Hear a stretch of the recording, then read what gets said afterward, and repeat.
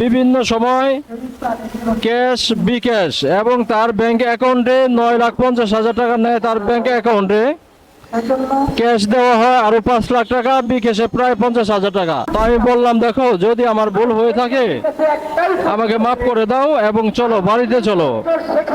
স্ত্রী বলে, তোর বাড়িতে আমি যাব না, তোর সংসার আমি করব না। আমার সাথে বিয়ে হওয়ার আগে তার বয়স ছিল 15 বছরের নিচে।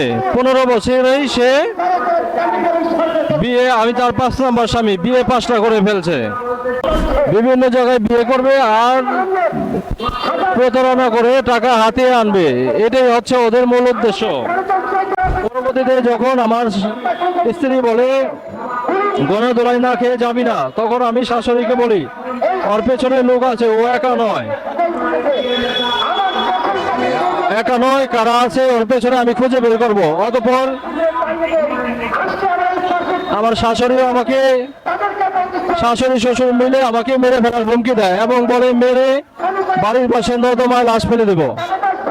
পরবর্তীতে ঘটনাটা ছিল 24/12/2023 তারিখ, 2023 সাল। পরবর্তীতে আমি পরের দিন 25/12/2023 সালে থানায়, দক্ষিণকান্দি থানায় গিয়ে একটা জিডি করি। পরের দিন জিডির কপি নিয়ে ওনাদের বাড়িতে আসলে 26 তারিখ আমার বড় চাচা শ্বশুর বাড়িতে নিয়ে যায় এবং বলে, এবং আমার শ্বশুরকে ডাইকা বলে, তোমার জন্য মান সম্মান চলে যাবে আমাদের, তুমি কি শুরু করলা? মেয়ে বিয়ে দিয়ে কেউ এরকম করে? তখন আমার শাশুড়ি, শ্বশুর, স্ত্রী 3 জনে মিলে আমাকে মারধর করে, আমাকে মেরে ফেলার উদ্দেশ্যে মারধর করে। পরের দিন 27/12/2023 আমি আবার থানায় গিয়ে আরেকটা জিডি করি। জিডির তদন্তে থানা পুলিশ বাড়িতে আসলে বিবাদীরা মামলা জালে আটকে যাবে এই ভয়ে আমার সাথে আপোষ মীমাংসা করে দেয়। আপোষ মীমাংসা ওই দিন ছিল 29/12/2023। আপোষ মীমাংসা পত্রে আমার শাশুড়ি স্বাক্ষর করে, শ্বশুর স্বাক্ষর করে, স্ত্রী স্বাক্ষর করে, আমি নিজেও স্বাক্ষর করি, এলাকার লোকও স্বাক্ষর করে।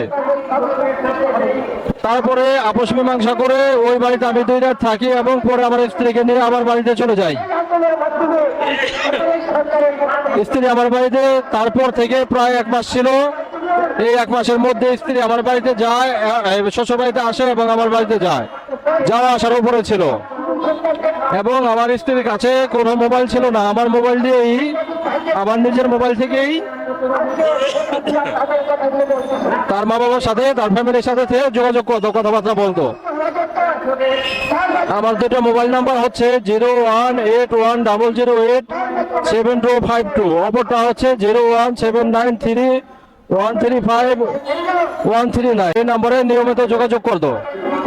পরবর্তীতে আমার স্ত্রী 30/1/2024 সালে আমার বাড়ি থেকে, আমার স্ত্রী আমার বাড়ি থেকে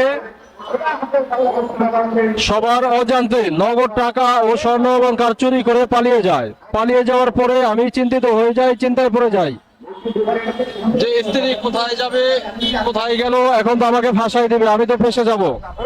আমি ভয়ে পড়ে যাই, টাকা হারাইলাম, পয়সা হারাইলাম, স্বর্ণ হারাইলাম। এখন আমার ভয়ের মধ্যে আছি যে কখন আমার